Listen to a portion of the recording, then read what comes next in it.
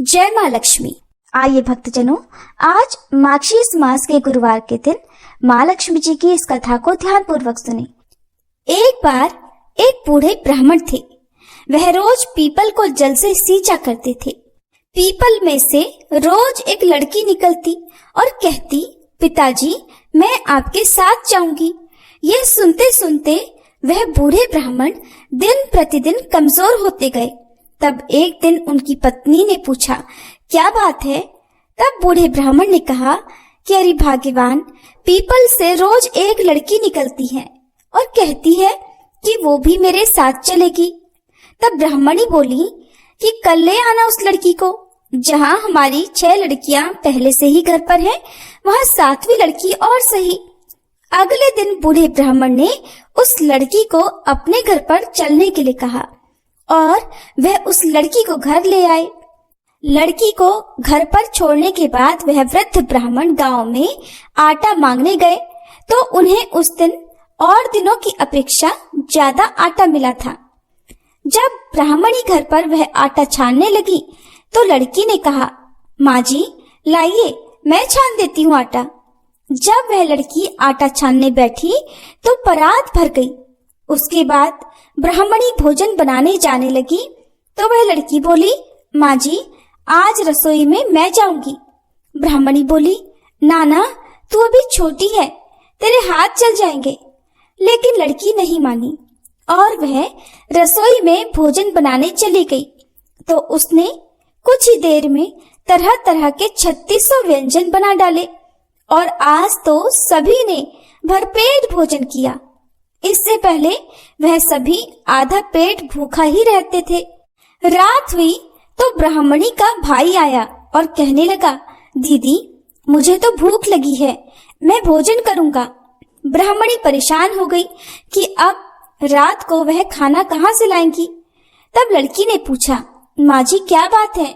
ब्राह्मणी ने कहा कि तेरा मामा आया है और वह रोटी खाएगा, लेकिन रोटी तो सबने खा ली है, अब उसके लिए मैं कहाँ से लाऊंगी? लड़की बोली, माँ जी आप चिंता मत कीजिए, मैं बना दूंगी। और फिर वह लड़की रसोई में गई और मामा के लिए 3600 व्यंजन बना दिए। मामा ने भरपेट खाया और कहा कि ऐसा खाना तो इससे पहले उसने कभी नहीं खाया है। ब्राह्मणी ने कहा, भाई तेरी पावनी भांजी है, उसी ने बनाया है। शाम हुई तो लड़की बोली, माँ चौका लगा के चौके का दिया जला देना, मैं आज कोठे में सोऊंगी। ब्राह्मणी बोली, ना बेटी तू डर जाएगी। लेकिन वह लड़की बोली, ना माँ जी मैं बिल्कुल भी नहीं डरूंगी, मैं तो अंदर कोठे में ही सोऊंगी। और वह जाकर अंदर कोठे में सो गई। आधी रात को वह लड़की उठी और चारों ओर आंख घुमा कर देखा तो चारों ओर धन ही धन हो गया। इसके बाद वह लड़की बाहर जाने लगी तो वह वृद्ध ब्राह्मण आंगन में सो रहे थे। उन्होंने देखा तो पूछा, अरे बेटी तू कहाँ चली? लड़की बोली, बाबा जी मैं तो दरिद्रता दूर करने आई थी, अगर तुम्हें दूर करवानी है तो करवा लो। फिर उस लड़की ने आंगन में भी चारों ओर आंख घुमाकर देखा तो चारों ओर धन के भंडार भर गए। सुबह सवेरे जब सब उठे तो लड़की को ना पाकर सब उसे ढूंढने लगे कि पावनी बेटी कहाँ चली गई। वृद्ध ब्राह्मण ने कहा कि वो तो लक्ष्मी माता थी जो हम सब की दरिद्रता भी दूर कर गई हैं। हे लक्ष्मी माता, जैसे आपने उन वृद्ध ब्राह्मण की दरिद्रता दूर की वैसे ही सबकी करना। भारतवर्ष के सौराष्ट्र देश में द्वापर युग की ये कहानी है। सौराष्ट्र में उस समय भद्रश्रवा नाम के राजा थे। वे बड़े पराक्रमी राजा थे। 4 वेद, 6 शास्त्र, 18 पुराणों का उन्हें ज्ञान था। उनकी रानी का नाम सूरज चंद्रिका था। रानी देखने में सुंदर और सुलक्षणा थी, पतिव्रता भी थी।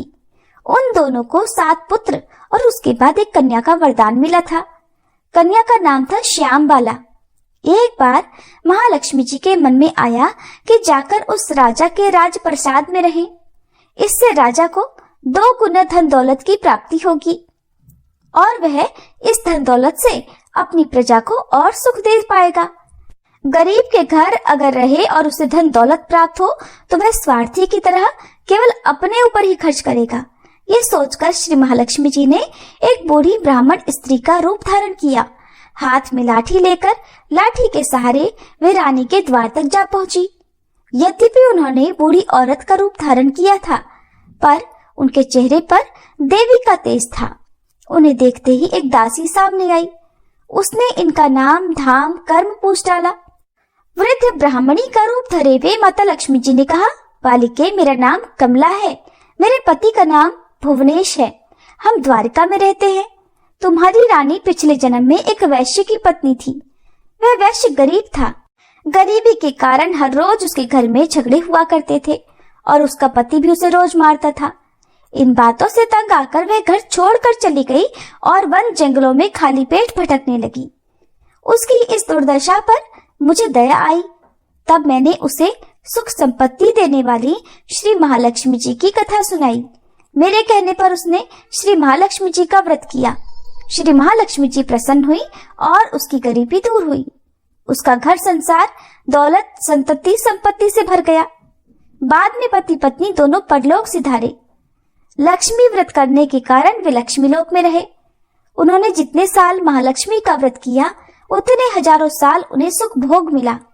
इस जन्म में उसका जन्म राजघराने में हुआ है, परंतु वह श्री महालक्ष्मी जी का व्रत करना भूल गई है और मैं उसे यही याद दिलाने आई हूँ। बूढ़ी ब्राह्मणी की बातें सुनकर दासी ने उन्हें प्रणाम किया और फिर श्री महालक्ष्मी जी का व्रत किस तरह किया जाए इस विषय में पूछा। तब वृद्धा रूपधारी माँ लक्ष्मी जी ने दासी को पूजा की विधि और महिमा बताई। इसके बाद वह दासी माता को प्रणाम करके रानी को बताने अंदर चली गई। राज वैभव में रहते हुए रानी को अपने ऐश्वर्य का बड़ा घमंड हुआ था। संपत्ति और अधिकार के कारण वह उन्मत्त हो गई थी।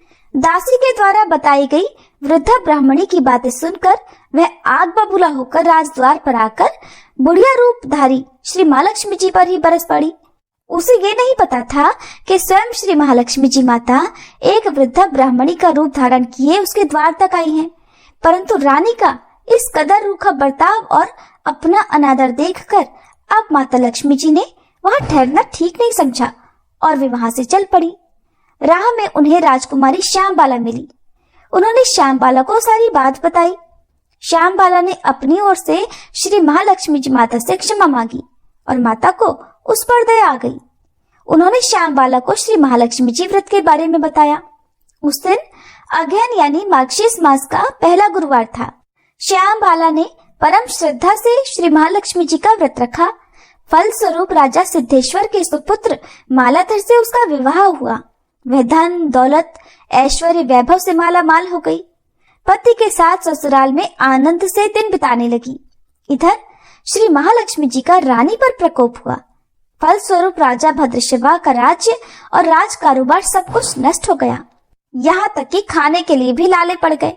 ऐसी दशा में एक दिन रानी ने राजा से निवेदन किया कि हमारा दामाद इतना बड़ा राजा है, धनवान है, ऐश्वर्यशाली है, क्यों न उसके पास जाए, अपना हाल उसे बताएं, तो वो जरूर हमारी सहायता करेगा। इसी बात पर राजा भद्रशिवा दामाद के पास रवाना हुए। राज्य में पहुंचकर एक तालाब के किनारे थोड़ी देर विश्राम करने के लिए ठहरे। तालाब से पानी लेते आते समय दासियों ने उन्हें देखा। उन्होंने विनम्रता से उनके बारे में पूछा और जब उन्हें ये पता चला कि वे रानी श्यामबाला के पिता हैं, तो दौड़ते हुए जाकर उन्होंने रानी को सारी बात बताई। रानी ने दासी के हाथ राज परिधान भेजकर बड़े ठाट से उनका स्वागत और आदर सत्कार करवाया, खान पान करवाया।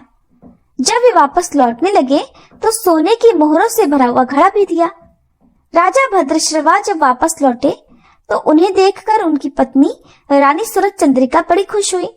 उन्होंने सोने की मोहरों से भरे घड़े का मुख खोलकर देखा, लेकिन हाय भगवान, घड़े में तो धन के बदले कोयले मिले और ये सब श्री महालक्ष्मी जी के प्रकोप से हुआ। इस तरह दुर्दशा में कई और दिन बीत गए। इस बार रानी स्वयं अपनी कन्या के पास गई। वह दिन अगहन मास का अंतिम गुरुवार था। श्यामबाला ने श्री महालक्ष्मी जी का व्रत किया था, पूजा की और अपनी माता से भी व्रत करवाया। इसके बाद रानी अपने घर आ गई। श्री महालक्ष्मी जी का व्रत रखने पर उसे फिर से अपना राजपाट, धन दौलत, ऐश्वर्य प्राप्त हुआ। कुछ दिनों के बाद राजकन्या श्यामबाला अपने पिता के घर अपने मायके आई। उसे अपने घर देखकर अब सूरज चंद्रिका को पुरानी बातें याद आ गई। यही कि श्यामबाला ने अपने पिता को घड़ा भरकर कोयला दिया था और तो उसे कुछ भी नहीं दिया था। इस कारण श्यामबाला को पिता के घर आने पर उसका कोई भी आदर सत्कार प्राप्त नहीं हुआ। उसका किसी ने सम्मान नहीं किया बल्कि अनादर ही हुआ। पर उसने इस बात का बुरा नहीं माना। अपने घर लौटते समय उसने पिता के घर से थोड़ा नमक ले लिया और अपने घर अपनी ससुराल लौटने पर उसके पति ने जब पूछा कि अपने मायके से क्या लाई हो, तब उसने जवाब दिया कि वहां का सार लाई हूं। पति ने पूछा, अब भला इसका क्या मतलब हुआ? श्यामबाला ने कहा, थोड़ा धीरज रखो, सब पता चल जाएगा। उस दिन श्यामबाला ने सारा भोजन नमक डाले बिना बनाया और फिर परोसा। पति ने जब भोजन किया तो सारा भोजन बिना नमक का था, इसलिए स्वाद नहीं आया। फिर श्यामबाला ने थाली में नमक डाला, इससे सारा भोजन स्वादिष्ट लगने लगा। तब श्यामबाला ने अपने पति से कहा, यही है वह मायके से लाया हुआ सार।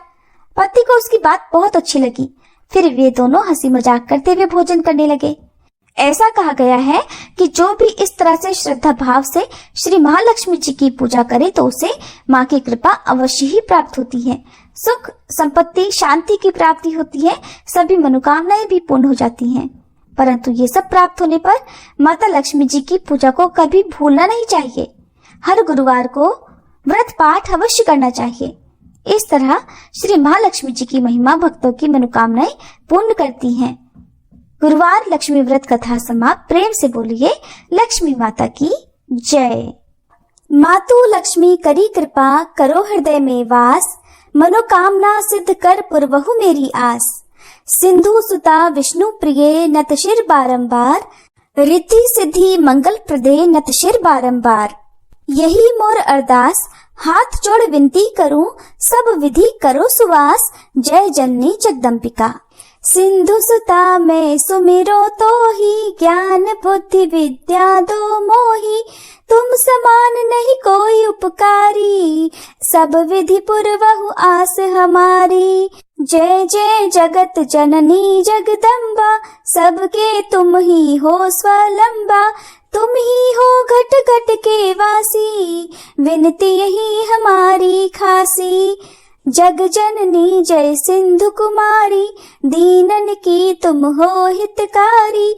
विनयो नित्य तुम्ही महारानी, कृपा करो जग जननी भवानी। यही विधि स्तुति करो तिहारी, सुधि लीजे अपराध बिसारी। कृपा दृष्टि चित वो मम ओरी, जगत जननी विनती सुन मोरी। ज्ञान बुद्धि जय सुख की दाता, संकट हरो हमारी माता। क्षीर सिंधु जब विष्णु मथायो, 14 रत्न सिंधु में पायो। 14 रत्न में तुम सुख राशि, सेवा कियो प्रभु ही बनदासी। जब जब जन्म जहाँ प्रभु लीन्हा, रूप बदलतः सेवा कीन्हा। स्वयं विष्णु जब नर तनु धारा, लीनेहु अवधपुरी अवतारा। तब तुम प्रकट जनकपुर माही, सेवा कियो हृदय पुलकाही। अपनायो तो ही अंतर्यामी, विश्व विदित त्रिभुवन की स्वामी। तुम सब प्रबल शक्ति नहीं आनी, कह तक महिमा कहो बखानी। मन क्रम वचन करे सेवकाई, मन इच्छित वांछित फल पाई। तजी छल कपट और चतुराई, पूजहि विविध भांति मन लाई। और हाल में कहो बुझाई, जो यह पाठ करे मन लाई। ताको कोई कष्ट न होई, मन इच्छित फल पावे फल सोई। त्राही त्राही जय दुख निवारणी, त्रिविध ताप भव बंधन हारणी। जो यह 40 पढ़े और पढ़ावे, इसे ध्यान लगा कर सुने सुनावे। ताको कोई न रोग सतावे, पुत्र आदि धन संपत्ति पावे, पुत्रहीन और संपत्तिहीना, अंधा बधिर कोढ़ी अति दीना।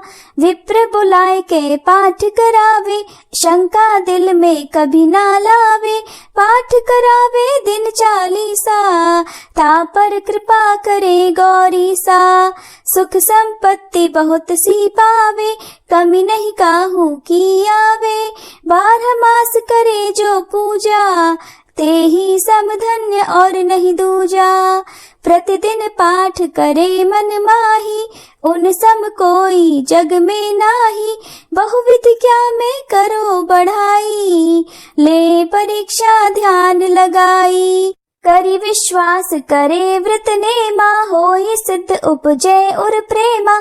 जय जय जय लक्ष्मी महारानी, सब में व्यापित जो गुण खानी। तुम्हरो तेज प्रबल जग माही, तुम सम को दयाल को नाही। मोहि अनाथ की सुधि अब लीजे, संकट काटी भक्ति मोहि दीजे। भूल चूक करी क्षमा हमारी, दर्शन दीजे दशा निहारी। बिन दर्शन व्याकुल अधिकारी, तुम ही अक्षत दुख सहते भारी। नहीं मोहि ज्ञान बुद्धि है तन में, सब जानत हो अपने मन में। रूप चतुर्भुज करके धारण, कष्ट मोर अब करहु निवारण। कहीं प्रकार में करो बढ़ाई, ज्ञान बुद्धि मोहि नाही अधिकाई। रामदास अब कहाई पुकारी, करो दूर तुम विपत्ति हमारी। त्राही त्राही दुखारिणी, हरो बेगी सब त्रास। जयती जयती जय लक्ष्मी, करो शत्रुन का नाश। रामदास हरि ध्यान नित, विनय करत कर जोर। मातु लक्ष्मी दास पर, करहु दया की कोर। इति लक्ष्मी चालीसा संपूर्णम। माँ लक्ष्मी जी की आरती। ओम जय लक्ष्मी माता, मैया जय लक्ष्मी माता। तुमको निश दिन सेवत, मैया जी को निश दिन सेवत। हर विष्णु विधाता, ओम जय लक्ष्मी माता। उमा रमा ब्रह्माणी, तुम ही जग माता। मैया तुम ही जग माता। सूर्य चंद्रमा ध्यावत, नारद ऋषि गाता। ओम जय लक्ष्मी माता। दुर्गा रूप निरंजनी, सुख संपत्ति दाता। मैया सुख संपत्ति दाता। जो कोई तुमको ध्याता, रिद्धि सिद्धि धन पाता। ओम जय लक्ष्मी माता। तुम पाताल निवासनी, तुम ही शुभ दाता। मैया तुम ही शुभ दाता। कर्म प्रभाव प्रकाशनी, भवनिधि की त्राता। ओम जय लक्ष्मी माता। जिस घर तुम रहती, सब सद्गुण आता। मैया सब सद्गुण आता। सब संभव हो जाता, मन नहीं घबराता। ओम जय लक्ष्मी माता। तुम बिन यज्ञ न होते, वस्त्र न कोई पाता। मैया वस्त्र न कोई पाता। खान पान का वैभव, सब तुमसे आता। ओम जय लक्ष्मी माता। शुभ गुण मंदिर सुंदर, क्षीरोदधि जाता। मैया क्षीरोदधि जाता। रत्न चतुर्दश तुम बिन कोई नहीं पाता। ओम जय लक्ष्मी माता। महालक्ष्मी जी की आरती, जो कोई नर गाता। मैया जो कोई नर गाता, और आनंद समाता, पाप उतर जाता। ओम जय लक्ष्मी माता, ओम जय लक्ष्मी माता, मैया जय लक्ष्मी माता। तुमको निश दिन सेवत, तुमको निश दिन सेवत, हर विष्णु विधाता।